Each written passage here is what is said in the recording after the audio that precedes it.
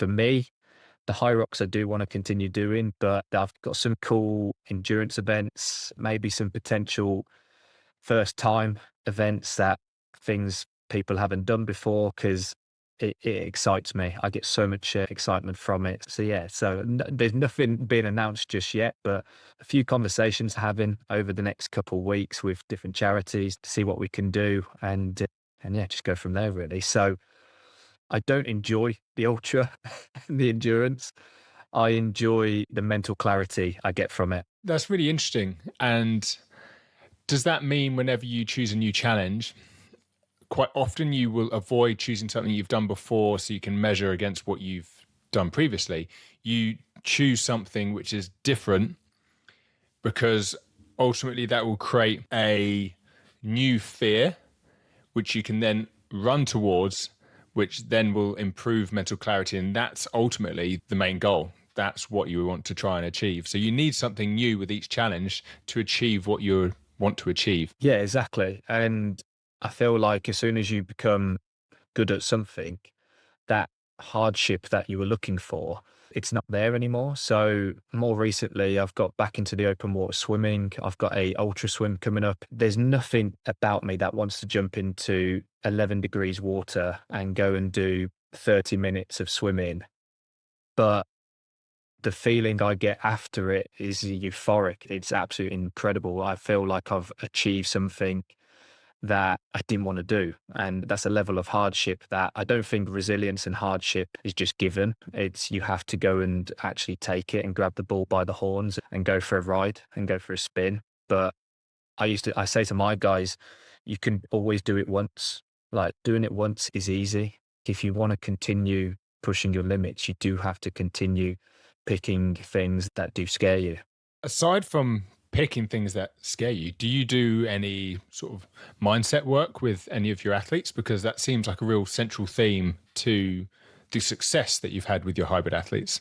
Yeah, so I get my guys onto, we have group calls and things like that. We actually had Chris come on and talk about ultra running, Chris King, who did a really cool chat. I've had some military guys come on who I know a few boys in the Royal Marines to come and talk about like their experiences about, I called it the military mindset. I had a therapist come on and have a chat about the fear of failure. And I wanted to take more of this all-round approach to performance, and I split it into three pillars with my lot, and I say it's your three Ps: your personal, your physical, and your professional. And if you can try and get all of those aligned in the right place, then you're going to be performing to a much higher level. Because I know when I'm performing well personally, in my personal social life and having fun, having a laugh, having a giggle, I go into my physical stuff like in a much better mindset of wanting to go and do a session. So I was reading a book called Endure by Alex Hutchinson, and he spoke about being able to push past your threshold. And they did a test on two different groups, and he was talking about it in this book.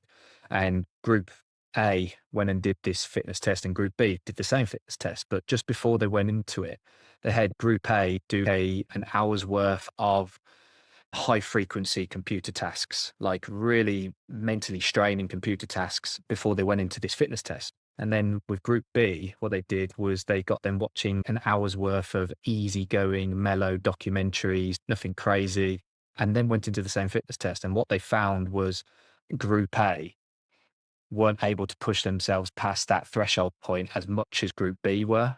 And he put it down to when you go into something with a much better mindset, you are able to actually, where you perceive, where you think your threshold is, you're able to just put it a few steps ahead and be able to push yourself a little bit more. Because I think we all know, like when you do an interval session or something, I did one this morning and I was saying to the guys, like, you've got 1%, just ask for 1 more percent. That's literally it. And we've all got that. And then once you get that 1 more percent, you go, just 1 more percent. And it's literally just a matter of inches. And before you know it, you start building this like, it's the snowball effect, right? And you build this little snowball and you just start rolling it and just start getting a bit of momentum.